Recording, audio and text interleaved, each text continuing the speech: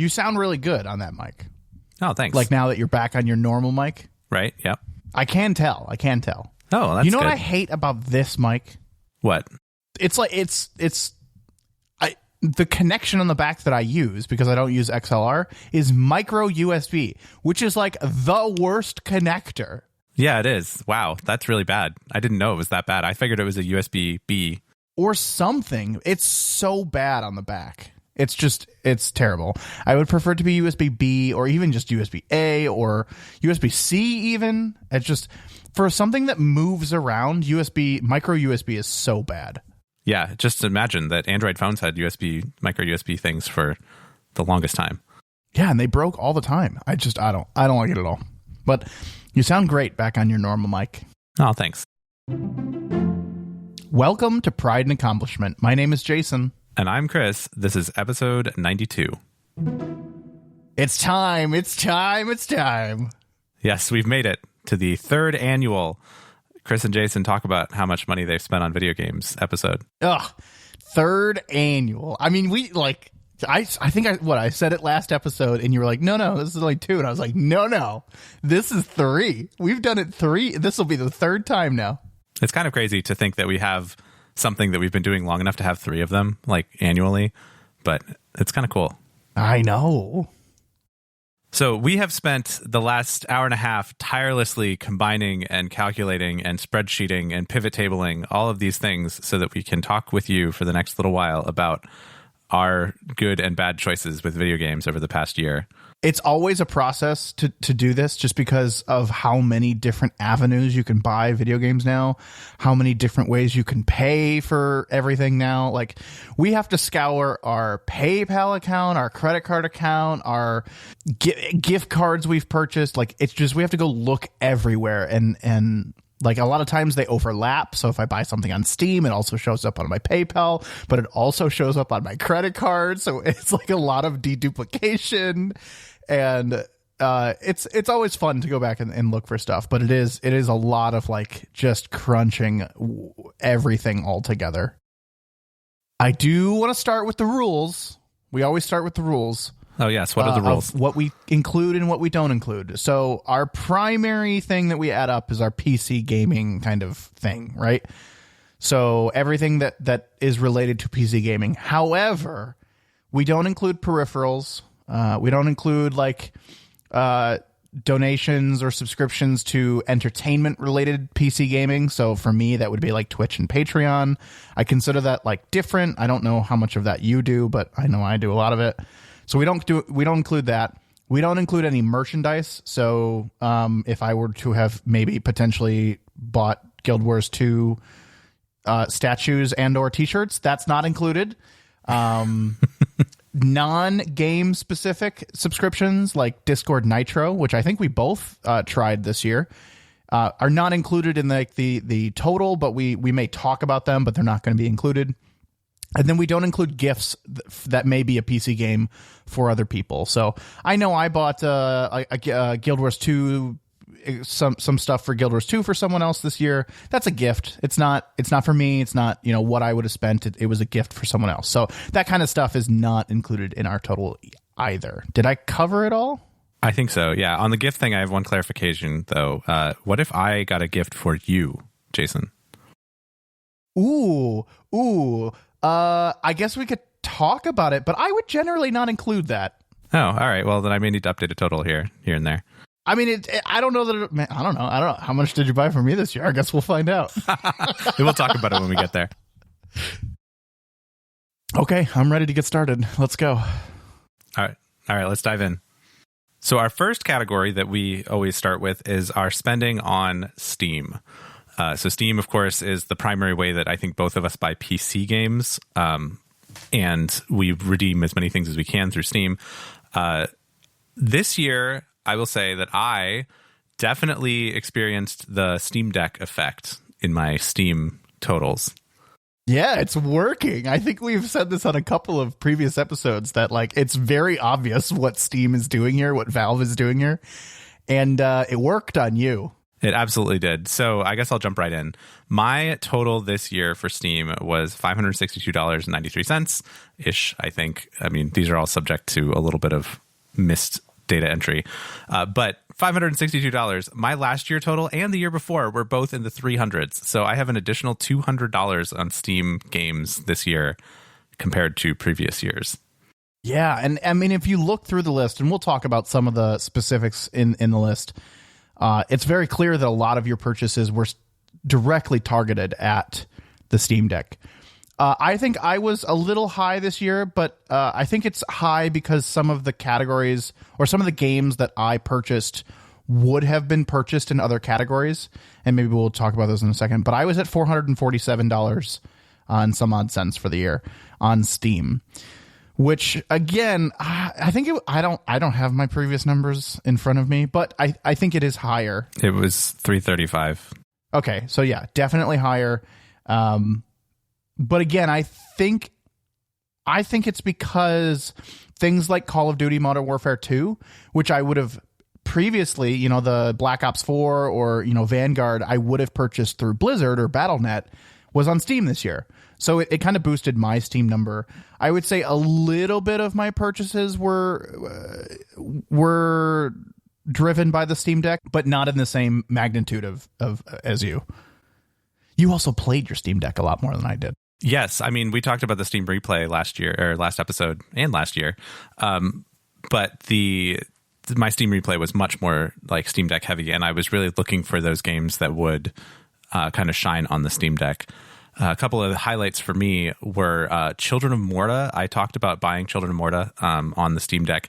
I later found out that was actually in a Humble Bundle in like 2021 or 2020 or something. No. And I was looking back through old Humble Bundles and I was like, oh, hey, look, that's that game that I bought this past year.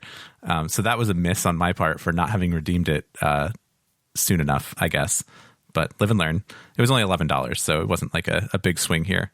The other thing that I did buy was a couple of things that you would look at, like Sea of Thieves and Last Call BBS, and you would say, hey, those are on Game Pass. And I would say, yes, you're right, they are. However, you can't install Game Pass games directly to the Steam Deck. So I needed to repurchase those in Steam so that I could get them onto my Steam Deck. So that was another, $40 between the two of those, I think.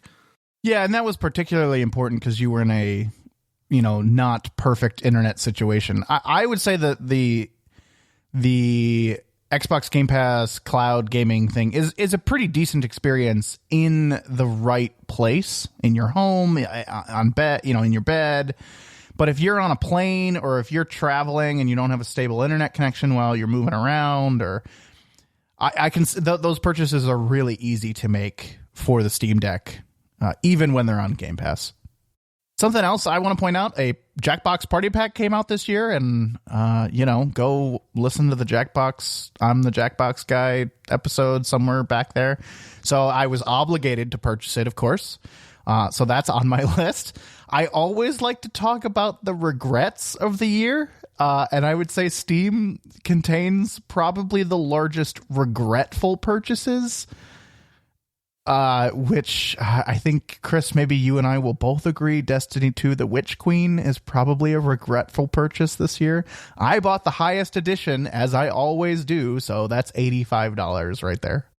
Yep, I was right there with you. I also spent my $85 on my Destiny 2 The Witch Queen, and we played it for all of a month, not even.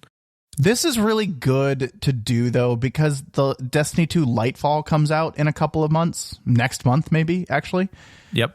And this is really, really good kind of retrospective on, what happened and what kind of informing my decision making for next month. Because I'm looking back and I'm just like, I should not have spent that money.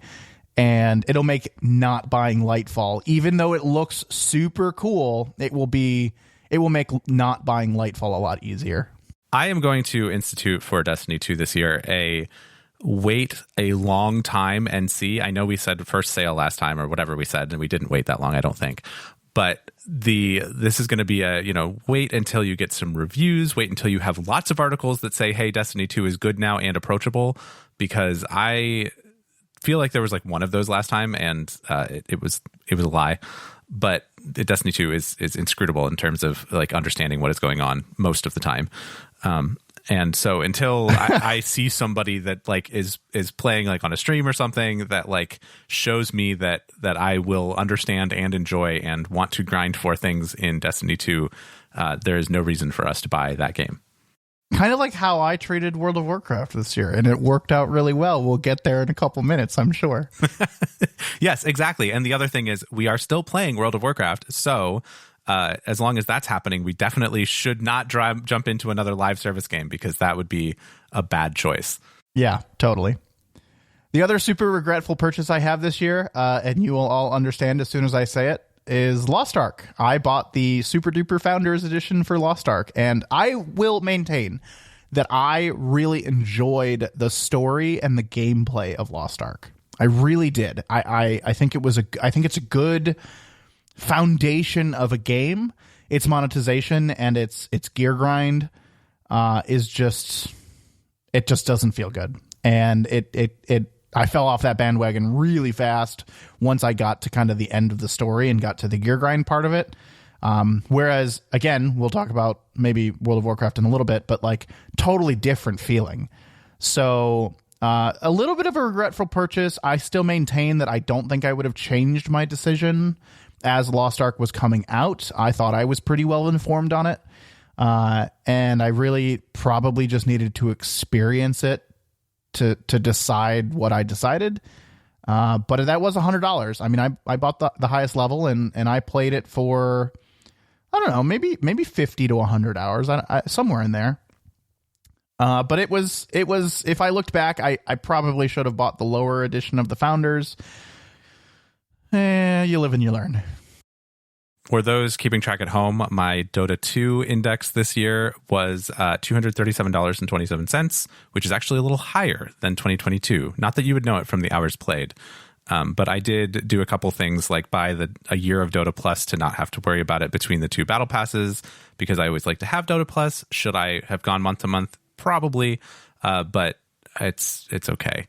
Also, there were 2 battle passes this year, one big in the spring and then one in the winter. I am a little bit of a sucker, as we've talked about in the past, for Dota 2 cosmetics. I do like them. To offset, I did sell a couple of old Dota cosmetics for a few bucks, so that was fun on the Steam marketplace. I think the total for that was like $5, so some offset there.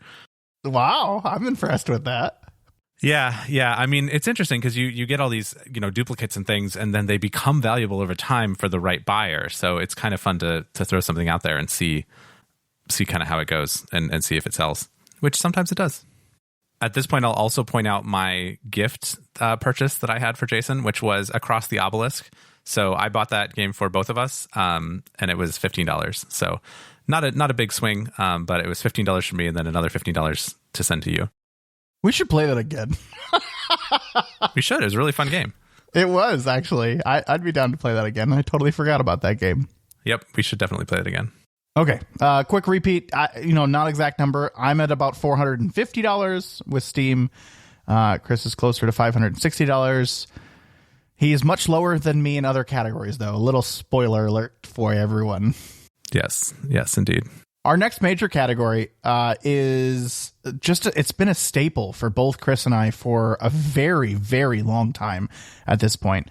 Longer than P&A, longer than I mean, it's been around, I don't know, maybe 5 years now. Chris, you can, if you know, let me know. But Humble Monthly, Humble Choice, Humble Bundle has been a PC gaming staple in Chris and I's lives for such a long time. So I've been subscribed to the Humble Monthly Choice. It's gone through a number of iterations and names since it came out, I'm pretty sure. Maybe a month after it came out, because Chris told me about it, and I was like, yep, I'll sign up too. But I got the yearly subscription again. I think we talked about this last year, is that they were changing it, and they announced a change in December of 2021. So we were kind of on the edge about whether we're going to continue, whether we were going to do it. And I was pretty optimistic about it.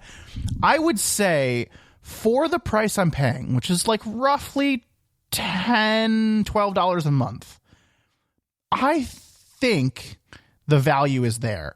However, I don't know that I would purchase every month. But just having that yearly subscription is so nice. It's so easy, and I like there are enough months that I like what I'm getting that it's worth it for me. I'm with you there. Absolutely. January is, I think, the renewal month for me, and I don't know, maybe for you as well. So it's always, when we do this episode, a thought of like, ooh, do I want to cancel that? Do I want to keep it? I'm definitely going to keep it this month or this year, because I have gotten a lot of value out of it over the last year. There have been a couple of really big games, like Deathloop was in like September, I think. And I talked about trying to play that on the Steam Deck and how it fell down ridiculously terribly. But now that I'm home and I have my actual gaming PC, I can load that thing up on Windows, and hopefully the game will actually be playable. So I'm looking forward to playing that, and that would have been a $60 or $70 PS5 game when it first came out, and then probably a $30 PC game down the line. So you think of that as like, oh, there's $30. Okay, that's 2 or 3 months of Humble Choice subscription covered. And I think we can do that for a few other games as well. So like if you really add up the value of what you would have spent on the few games that you really like coming out of Humble, I think they do kind of balance out, or maybe you come out ahead a little bit. The other change they made with Humble Choice this year is that if you stay subscribed, you get a progressively like bigger and bigger discount on the store. So because Chris and I have been subscribed forever and we're not pausing our subscription, we both have 20% off plus whatever discounts are currently going on in the store. So I think this year I've used the Humble store a lot more than I would have in the past. And I bought a couple of games on Humble this year just because they were on, if they're on sale on Humble and we get the 20% off because we're subscribers, it ends up being cheaper than, you know, buying it on Steam or buying it somewhere else most of the time, just because we get that extra 20% off. So this year I purchased Lego Star Wars Skywalker, the Skywalker Saga, because I've heard it was a great Steam Deck game. And that is the game I've played the most on the Steam Deck this year. Oh, wow. It's so casual. It's so nice. It was so fun. I thought it was a great purchase, and it worked out in this regard on Humble, because I mean, with everything, I think I got it for $36, which I think it's normally a $60 priced game. Mm-hmm. Yep. Yeah. It was on a sale for like the autumn sale for Humble or something, or the summer sale, and then it had another 20%, and so it came out cheaper. I also bought Lego Star Wars on your recommendation for the Steam Deck, and I played it a little bit. I think I played it on a plane a little bit. And it's fine. I would like to maybe play it together at some point, because I think it has online multiplayer. Give that a shot and see what it's like to play with people, because I do think the Lego games are always a little bit more fun if you are both working together to like get the true Jedi thing and all of that, and to kind of do some of the completionist stuff. So I don't know. Maybe we can revisit that in 2023. You got Lego Star Wars Skywalker Saga on my recommendation. I got Played Up on your recommendation. So that was another purchase from, again, for the same scenario. 20% off. It was on sale. All that good stuff. And we played Up a lot. I think you played way more than me, but this was a good purchase. This was really nice. It was good that it was on the Humble store, and I'm really happy with it. Yeah, and it was like $11, so it was a no-brainer for the amount of play that we got out of it. And they've been making a lot more updates to that. We should definitely revisit at some point, maybe in between WoW sessions someday, if that ever happens. I had one more small purchase on Humble. Again, I think it's the same scenario. That 20% off is really good when things are on sale. I bought Foxhole on Humble this year. I would have purchased this on Steam. This is just one of those scenarios where I looked at it on Humble and saw that it was a couple dollars cheaper. Again, because of that 20% off for something I'm already paying for and going to keep anyway. So, yeah, overall, my Humble bundle, my Humble store total, including the subscription and everything I purchased for the year, was just over $208. Yep, and mine was $176 because we had that one game difference, so, and a little bit of tax. Yeah, pesky tax. All right, moving on. Yeah, I think this is my category, because you did the thing I should have done a long time ago. We talked about this last year, where Chris pulled off this amazingly sneaky play in getting 3 years of Game Pass using the upgrade your subscription, like, I don't know, voodoo magic. You do this amazingly sneaky thing where you buy a bunch of Xbox Gold time, which is relatively cheap and goes on sale all the time. And you buy it in like bunches of 12 months. And that, for me, came out to $176 for 3 years of Xbox Gold. And then once all of that's applied to your account, you click this really nice button that says upgrade your time to Xbox Game Pass Ultimate for $1. So all of that put together, I got Xbox Game Pass Ultimate for 3 years for $176, which is exactly what Chris did last year. So I have a bunch of money spent in this category, and Chris does not, because he's still rolling on what he did last year.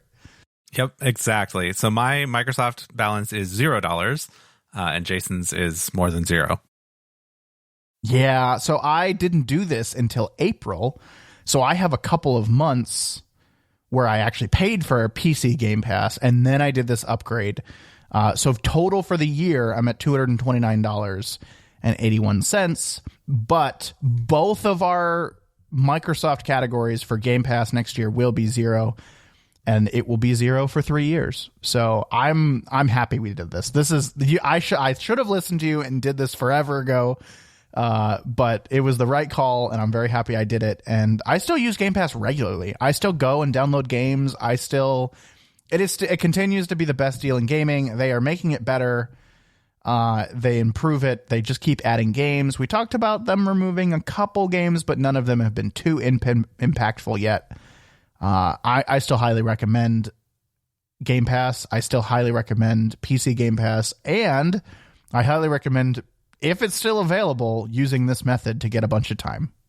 I think I heard something that this might not be available anymore. I'm not sure if that's the case, but there've been a lot of conversations about, like, is Game Pass sustainable at the current price? Like, would they have to raise the price? And I don't know what the conversation is about that, but I also don't really need to worry about it until 2024 and the end of the year. So I guess we'll revisit when that comes up. Should we knock out the other kind of minor things before we get to the MMOs? Sure, we can do that. That's a good call. So Epic Games, which is everyone's favorite store of not Steam stuff. I don't think that I bought anything on Epic this year, I think. They got me. They got me this year. I think I said last year, maybe the year before, that I was very unlikely to ever spend money on Epic Games. And they got me this year. Yes, I remember that vividly. Yeah. One is the game is only available on Epic. I did purchase Fortnite Crew this year for exactly 1 month. And with that $11.99, I actually got 2 battle passes to level 90 and got all of the cosmetics associated with them, plus 1,000 V-Bucks in premium currency, plus a cosmetic armor set or whatever. So it was a great deal for $11.99. Highly recommend using that method where you buy Fortnite Crew at the end of one battle pass so that you get both of them for the price of one. That was great. That was awesome. I'm so glad I found that tip. And I think it was a good purchase. I played a lot of Fortnite during that time. It was good. It was fine. It was fun. And then Rogue Company, I played a lot of Rogue Company this year with some friends, and I wanted to unlock all of the heroes because I really dislike when you don't have all of the, I guess they're called rogues in this case. So, and it was on, I think it was 50% off. So I bought the Ultimate Edition of Rogue Company, which unlocks all of the rogues for the game for $21. And it was only on Epic at the time that I bought it. It is now on Steam. I would prefer to have this on Steam, but man, so as we were looking at our Epic Games purchases, I realized, you get a transaction for every free game that you get. Right. Yes. Mm-hmm. So you're going back and reading through and you're like, oh my gosh, my Epic library is getting very, very large with free games. Yeah, I guess I don't think I bought anything on Epic this year. And I did get a few more free games, although I will confess that I don't know that I played any of the free games I redeemed this year on Epic. I don't think I did either. But I think honestly, I think that game library is approaching 100 games. Oh my gosh. Wow. That's huge. It's just, you just click on them every time. And some of them are only like $2 games, but then they're free. They give away a lot of games, and our Discord posts them. And so I just go and click on it and redeem it, and they sit there in my library forever. I have other purchases as well. I'm surprised to see that you do not. I don't think I do. I look through all my stuff, and I really don't think I have any kind of like out there random game purchases, because they all fall under like WoW or Guild Wars or Steam or Humble or whatever. So they're pretty centralized this time. Yeah, that's I guess that's impressive. Real quick, every year it seems that I do some kind of server with a group of friends. This year we did a Space Engineer server early in 2022. That was $13. It's not fair to allocate the full amount to that, because I did get paid back a little bit of that. People send me $2 or $3 or whatever, and so that's that happened at the beginning of the year. Always fun to have a server so that people can just join and play together. I did purchase the bundle for Ukraine early in 2022, which was this big fundraiser where a bunch of people were putting games in a bundle, and it was kind of like a Humble bundle. And I think it ended up being over 100, DRM free games all packaged together. And that was on itch.io, and I paid $10 for that. It's kind of, just a fundraiser kind of thing.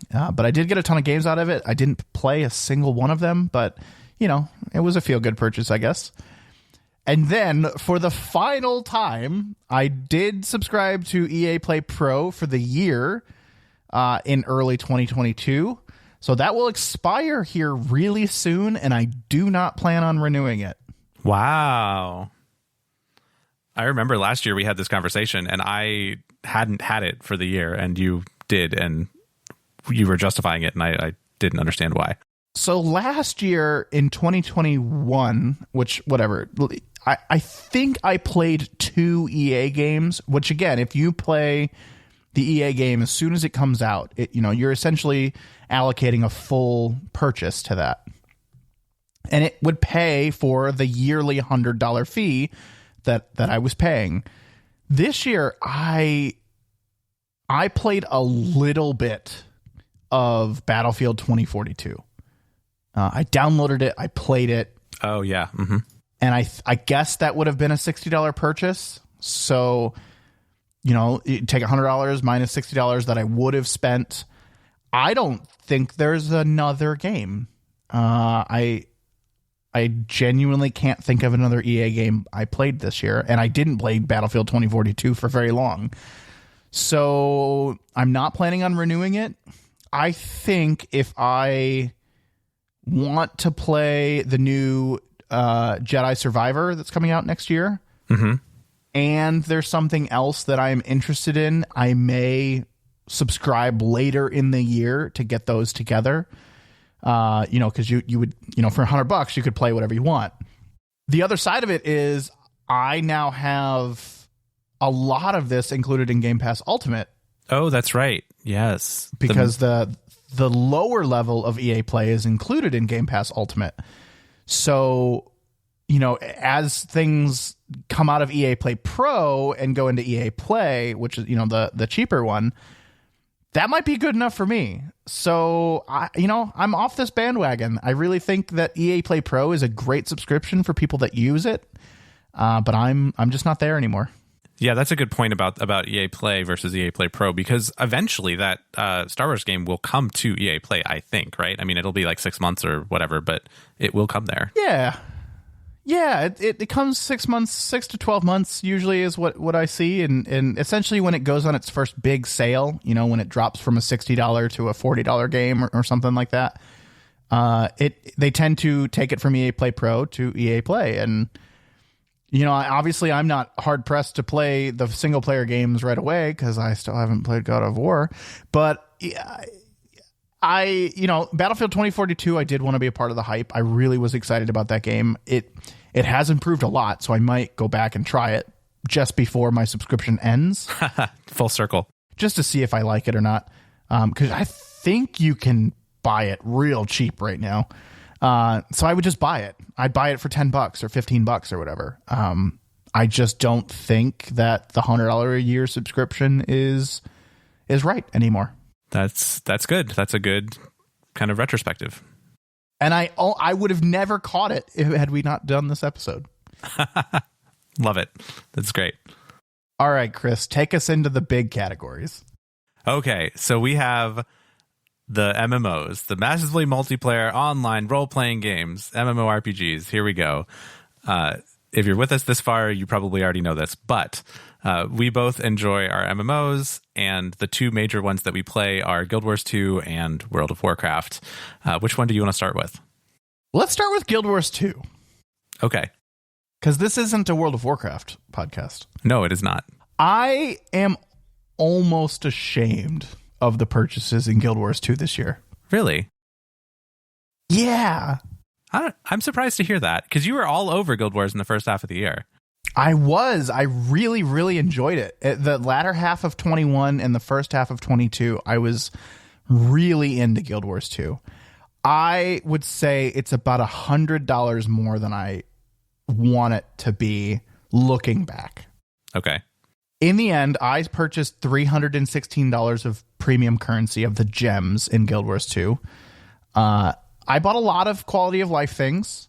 I bought more character slots. I bought bank slots. I bought, inventory storage, a lot of quality of life stuff. I bought a lot of Black Lion keys, which is the loot box stuff. And that's probably the purchase that I would have, I kind of regret a little bit. And then I did buy the expansions for a second account. What? Because they were on some super sales, and I wanted the expansions on a second account. So mostly what people call raid alts, because you can only clear the raids once per account rather than once per character. Oh, okay. Yes. Okay. So if you want to go and do all of the raid bosses again and actually get loot and gold and rewards, you need a second account. And in order to unlock all of the special, the elite specs and all of the raid bosses, you need the expansions. Okay, yes. So they were on sale. I got all of the expansions for $41. I don't regret that purchase at all. I haven't used that raid alt yet, but it was a good purchase. That was fine. I wish the $316 in gems was more like $200. That would have been more in line with me looking back and saying, no, I'm good with those purchases. Because I can't tell exactly how many hours I put in, but I put roughly 400 hours in probably in the last 12 months. So, and the standard, what I always try to shoot for is between 50 cents and $1 per hour. Which I think I'm there. I guess technically I'm there, but I wish it was closer to 50 cents than $1. Yeah, no, I totally understand that. We'll talk about that in a minute with WoW. But I actually spent some money on Guild Wars 2. I spent $110 on gems and quality of life type things. I still have most of these gems. They're just sitting in my account, but there was a super sale on Amazon sometime in the summer. And I had a little bit of FOMO, and you guys were like, oh yeah, these gems are on sale. And you were buying all sorts of stuff. And I was like, I like to have gems whenever they do a gem store sale in Guild Wars, because I like to be able to take advantage of that. And so getting the gems themselves on a discount and then planning to wait for a discount in the gem store, I felt like I was really going to double discount that, and it would come out ahead. I probably still have 3/4 of the gems that I bought unspent. So you can argue about whether or not that was a good purchase or not, but I'm good for a while now in Guild Wars, probably for another year or 2 or 3 at the rate that I'm playing Guild Wars. Yeah, that's fair. You've got it exactly right, though. With gems, traditionally had not gone on sale very often, maybe once a year. They're doing it a little bit more often now because I think they see how powerful it is. But you buy the gems 20% off when they're 20% off on Amazon, and then they rotate through discounts in the gem store all the time. So if you get the gems discounted and you get the thing that you want discounted, you end up getting, between 30 and 50% off of what you were going to purchase anyway, or what you wanted to purchase. So, when those sales happen, they're really hard to resist if you're going to spend those gems. Because, you go from getting 8,000 gems to getting 10,000 gems for $100. And 2,000 gems buys you essentially an entire, Infinite Gathering tool set, or, it's essentially a free mount skin, or, you get some really nice things for that 20% off. And then they throw all the other sales at you within the gem store itself. So it works out. I think it's really good. I very, very rarely purchase anything in the gem store that is not on sale. I have been sucked into buying gems when they're not on sale. And I did purchase some directly from ArenaNet this year. I think going forward, I need to set a rule where if I wait for the sale on Amazon and wait for the sale in the gem store, I think that will naturally limit how much I spend. Whereas this year, I purchased directly from ArenaNet, which is it's not the same ratio. It's not the same kind of set of expectations there. So next year, again, not a huge deal. It doesn't really change how I feel about Guild Wars. But next year, if I set that rule for it myself, I think that'll be really good. Okay, I think we made it. This is the fun category. Yeah, we've arrived at World of Warcraft. Here we go. And the thing to keep in mind about World of Warcraft is that Dragonflight came out in the beginning of November. So anything that we're talking about here is in the last 2 months of the year. Yeah. But we have been playing it basically nonstop since then. That's true. Yes, it's been my only game basically since it came out, because it made sense, and where I was and traveling and everything, it was good. I snuck a little bit of Sea of Thieves in there in the meantime, but for the most part, I've been playing exclusively World of Warcraft. So I think the first obvious thing is we both bought Dragonflight. Yes, we did. I bought the Ultimate Edition for about $80. And I pulled a super sneaky move where I wasn't super sure. So I bought the base edition of Dragonflight for $53. And I'm going to say it now, but you'll see it next year in 2023's recap, because I upgraded it to the Ultimate Edition January 6th, 2023. So it will not be included in this, but it will be included next year. Wow, really snuck that one in there. I did. I think you pulled that last year somehow in some category. Maybe. I spent a lot on the 6-month sub, because I always kind of do the 6-month sub because it brings it down to $13 a month or $12 a month instead of $15 a month. I think it's $12 a month. So that's $78 with tax for a 6-month subscription, which is easy for me to do, because I really like to have that kind of block of time so that I don't have to worry about am I getting my money's worth on this month or next month or whatever. It's a little inefficient at the end if you're tailing off, but I've never really had the case where I stopped playing 3 months before I had time still available. I always kind of go right up to the end of a season or something that kind of matches on my 6-month, break. And also when you do the 6 months at a time, you get a different mount. You get a bonus mount that they give you if you have an active 6-month subscription. So I got whatever the active one was there. I don't remember exactly right now, but I'll get the new one, the Year of the Rabbit one that's coming up in February, or I'm assuming it's coming in February. I did not, I will say, go for the 12-month subscription that they were pushing, because that did not give you any additional bonus discount. It only gave you a couple more mounts. Basically, they're get these 3 bonus mounts, but then it's still the same monthly cost as a 6 month. So I was not willing to commit to a full year, but I did go for the 6 months. Yeah, and you always do that, and I never do. I think if World of Warcraft makes it a couple of months for me and I'm still strong and playing strong, I'll probably do that. But I was less, I didn't want to do that. I wasn't completely sold yet, and I think I'm getting closer to that point now.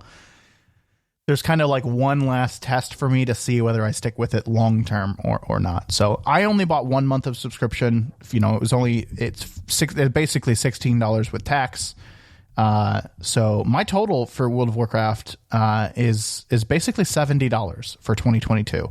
Now in reality, that's probably closer to $110, because again, I bought that thing right after the first of the year. But because we're being strict about 2022, my total for World of Warcraft was $70. I have another little category that I have in the WoW box here, which I'm not super excited about, but it was a thing that I did do and I needed to do because I wanted to play with my friends. I did pay for some character transfer services this year, which I really don't like because it just frustrates me because I know that it's a pretty easy thing on their side. And to have to pay, $20 or whatever it is to do a realm transfer is just frustrating. But I did do a realm and faction transfer on one of my main characters. And because it was during the holiday sale, I actually went ahead and bought the 3-pack of each of those things for a realm and faction change. So to switch from Horde to Alliance. Because I expect that I will want to do this again, either going back the other direction or on some of my other alts. So I have 2 more kind of unused of the realm and faction transfers, but my total cost for those services was $77. So that was almost as much as my 6-month subscription. And so I guess judge me as you will, but those things don't expire. So I'll get to, keep them for future use. I want to make you feel better about this purchase because for 2 reasons. One, I'm really happy to have you on the Alliance side, and I'm really happy to have you on my server. So, from me to you, thank you. Yes, I did this for you, Jason. I did this for you. I'm really happy you did this, and we're still playing, so hopefully you don't feel super bad about it. The other thing is, I should have done what you did because I realized I had a paladin on on another server on the Horde side, and I now want to move him, and just to move him one character from Horde to Alliance from the server he's on to the server I want to put him on is $55. Wow. Okay. All right. I feel better now. That's good. And I've had such trouble coming to terms with that. So I haven't done it yet. And I should have done what you did when you did it because that was the right call. So I hope you feel a little better about that because I wish I would have done what you did. Yeah, no, that definitely makes me feel better because then it's like, okay, well, I guess it was just a net $22 and now I can do this again twice more. Because that was a sale that was essentially buy 2, get 1 free for the 3-pack, but then they were also on a 30% sale. So that's how it all kind of compounded into being only $77 for 3 pairs of those transfers.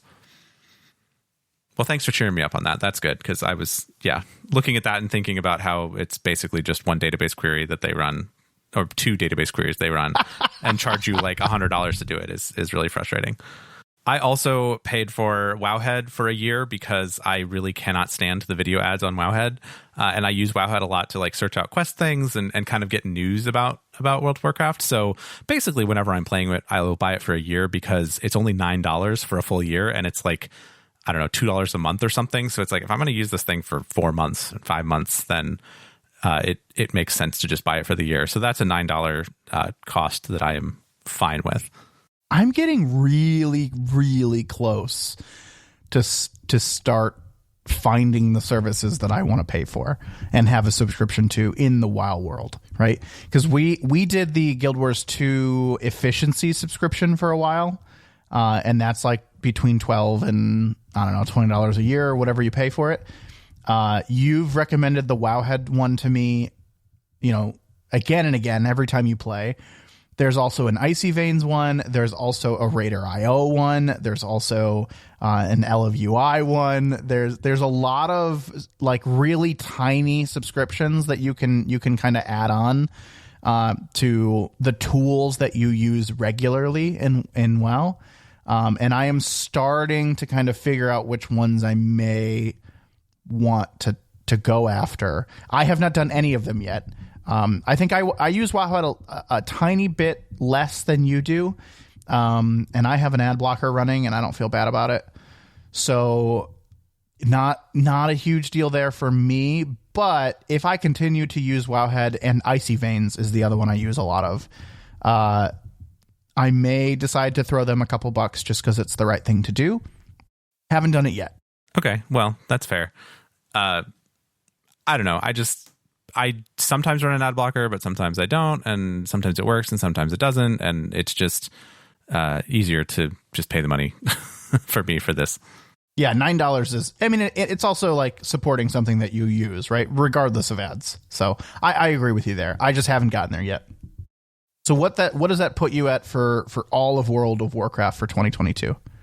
$243 roughly. So about $240 total for 22. But that will pay my subscription until I think May of 2023. And is that, how do you, like in the end, how do you feel about it? I think it's pretty good. If I look right now at the time that I've spent at max level on my main character, it's about 80 hours. So that's a pretty good return on investment. It's $3 an hour, I guess, for all the money I've spent. And again, a lot of that is those character services and some subscription time that I haven't spent yet. But I do think that those things will bear themselves out as we go. So I'm not really worried about it. And I actually do feel fine with it. Yeah, there was a lot of upfront cost for you for World of Warcraft this year. But I think, based on what's kind of been happening, we're not done. We're not even anywhere close to done. So, and you're basically done spending money on World of Warcraft for 6 months, like you said. So I think it'll only get better from here. I've got about 130 hours in, but again, I have to pay for a subscription again in another month. So, my equation will change a little bit.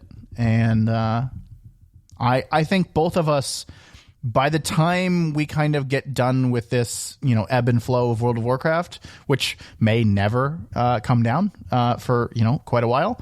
But, who knows? It all, we go through cycles. I think both of us will have well over 200 hours kind of in this cycle of World of Warcraft. Yeah, if we can get a raid group together, easy. That's what I was referring to. Is that everything? Is that all PC gaming? I think that is everything for PC gaming. I guess it's time to total it up then. Yes. I don't think we have any sort of drum roll, but maybe we should get one.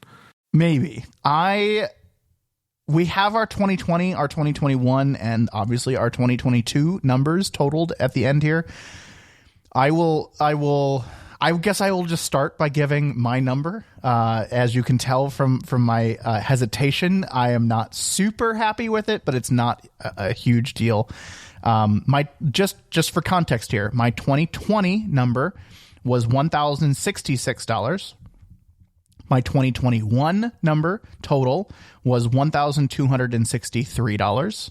So about a $200 jump. And then my 2022 number, my just last year, the one we've been talking about, is $1,469. So again, about another $200 jump over last year. That's really funny how that's so consistent. Like it's $200, $200. So I guess let's talk about consistent, Mr. Consistent. Yeah. All right. Yes. So my 2020 total was $911 on Steam, $912.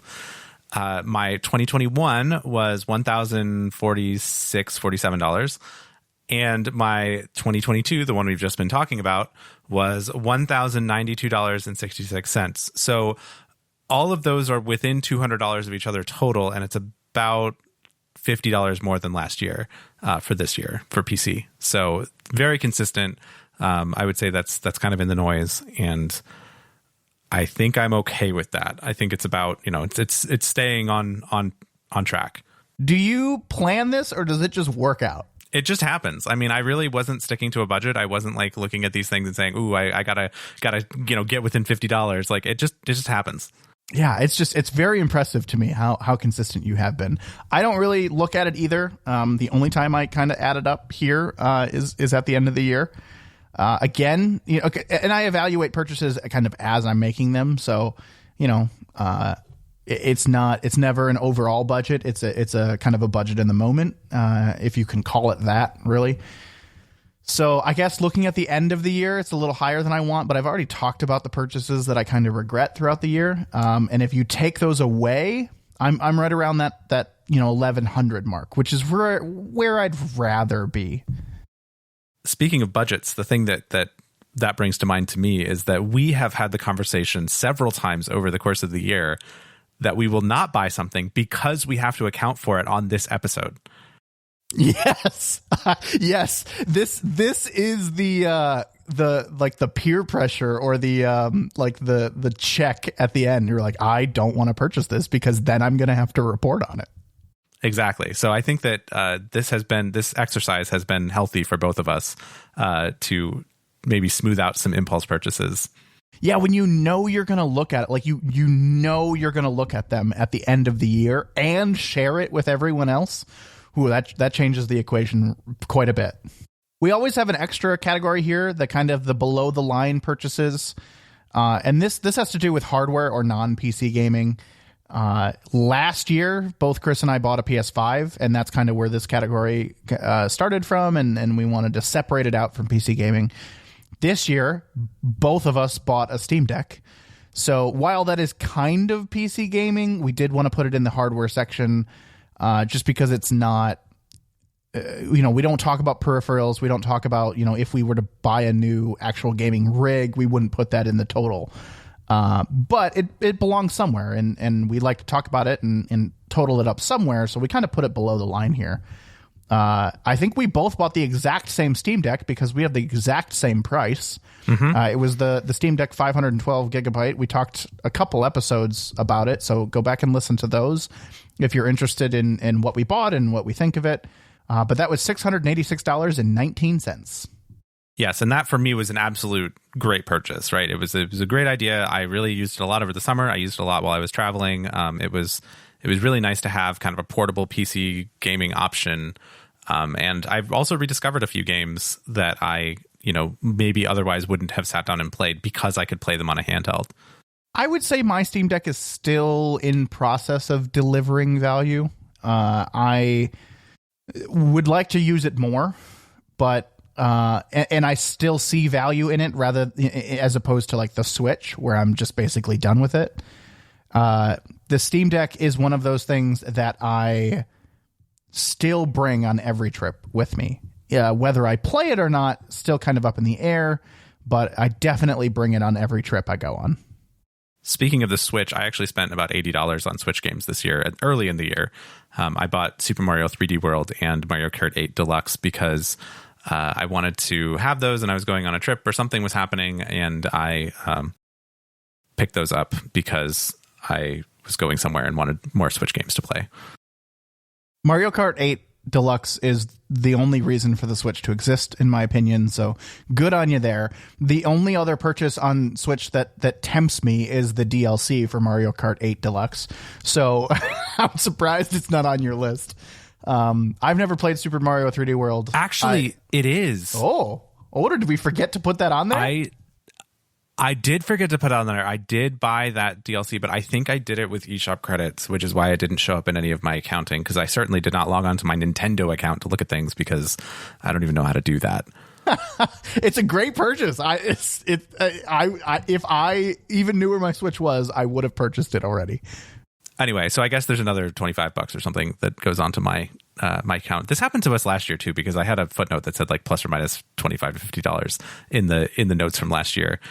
So I must have forgotten something else last year too. So here we go, another $25, whatever. There you go.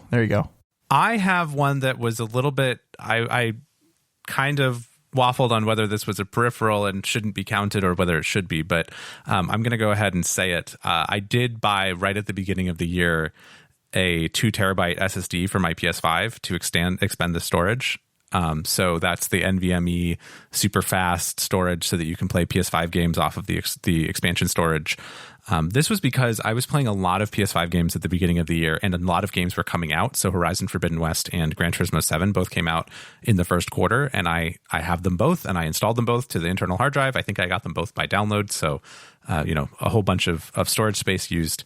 And I don't regret this other than the price. So this 2 terabyte SSD was $370 roughly.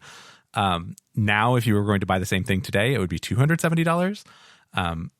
I did have a note for myself, though, that I had written, which helped me to sleep at night when I read this. And that was that I used $200 in credit card reward points to buy this to offset the cost. Ah, okay. And $25 in Best Buy credit. So, like, really, it was only like $120 purchase for this 2 terabyte SSD. So I'm going to say that was reasonable, but in my total, it's like $400. So that really pushes things up for me.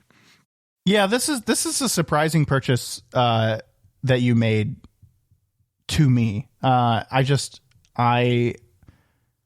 I'm surprised you needed it, I guess is what I guess I'm trying to say. But if everything was coming out, I'm always one to play one game at a time, particularly single player games.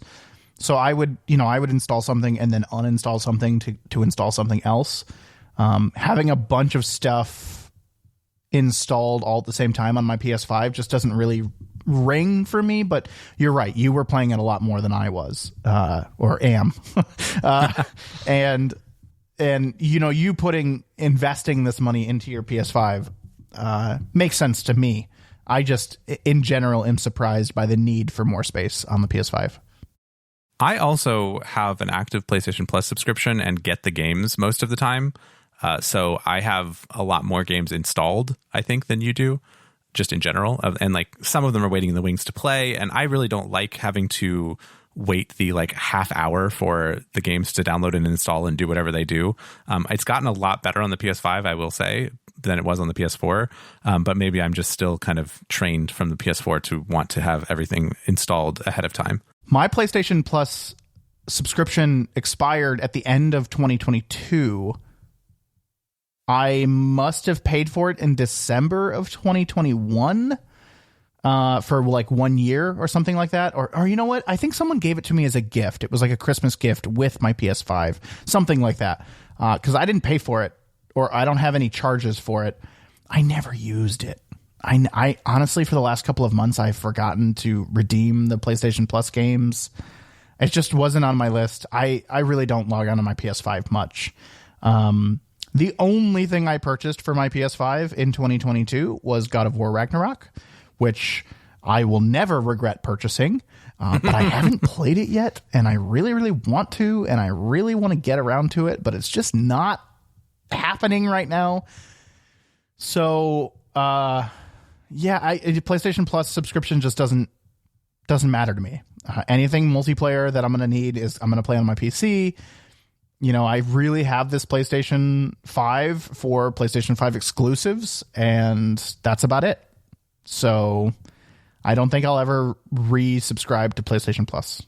I just picked up Jedi Fallen Order on the PlayStation Plus for PS5. So I'm actually looking forward to, at some point, again, someday, sitting down and playing Jedi Fallen Order on the couch. Because that's a game kind of like an Uncharted type of game where I feel like it's a couch game, not so much a sit in front of the PC game. We'll see. I mean, I guess. But that's one that I am like recently got and am looking forward to. I think that was the January games for PS Plus. I bought a couple of other PS5 games, like I mentioned, Horizon Forbidden West, Gran Turismo 7, Uncharted Legacy of Thieves upgrade for $10, which I think we talked about early in the year, which actually gave us a movie ticket or two to go see the Uncharted movie. So that was really why I did that, because I already had those games. And of course, It Takes Two, which I played through this year and we talked about on the show. Those were all very good prices, very good purchases, and well worth it. That was somewhere around $160, $170 on PS5 games. Really, the only difference? No, okay, I take that back.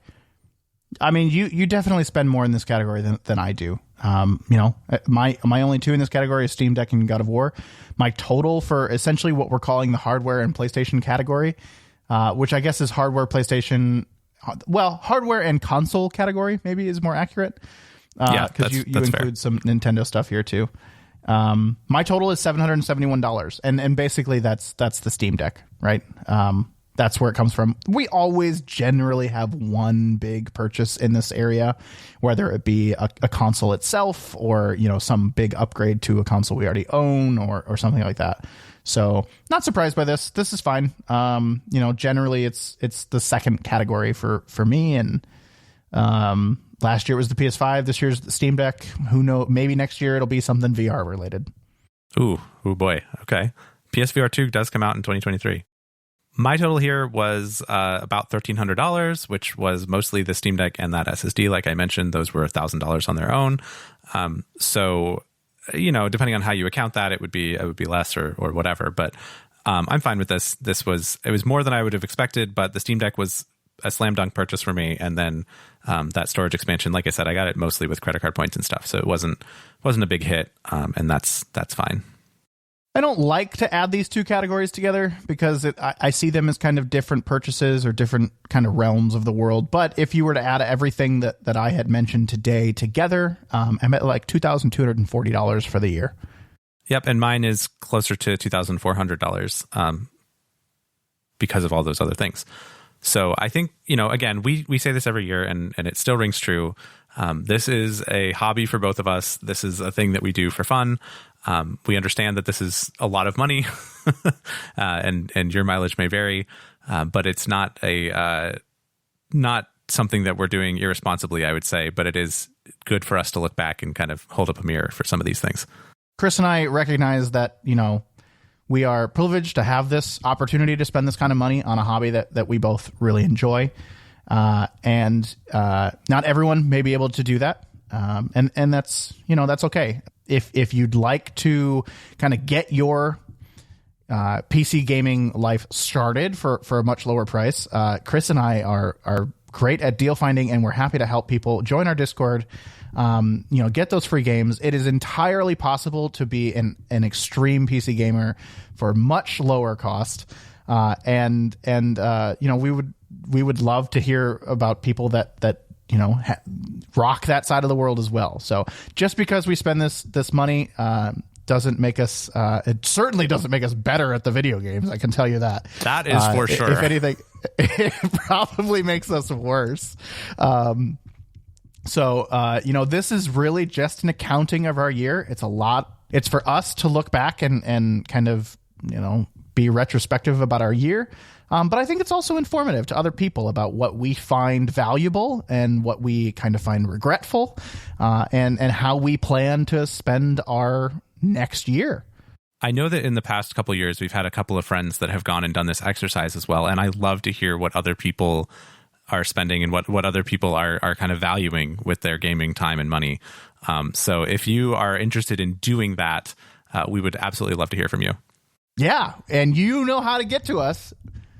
And if you don't, you can get to us by joining our Discord, which you can get to at discord.pnapodcast.com. If you want to find any of the older episodes that we have referenced many times throughout this episode or read our show notes, you can visit our website at pnapodcast.com. That's P, the letter N, the letter A, podcast.com. We are starting a new year. And with a new year, we hope just in general to grow this podcast a little bit more as it has from year to year in the past. If you are enjoying Pride and Accomplishment or you enjoy listening to these episodes, we would love if you could just share it with some others that may enjoy it as well. Thanks for listening, everyone. We'll talk to you next time. Chris, do you realize that last year, I really want to do, and I know we're still recording, but I'm going to talk, this is meta anyway. Do you remember last year, our last episode of the year or whatever was the year in review, and then our next episode is what we're looking most forward to in that year? Oh, yeah. Uh-huh. Can we do that again?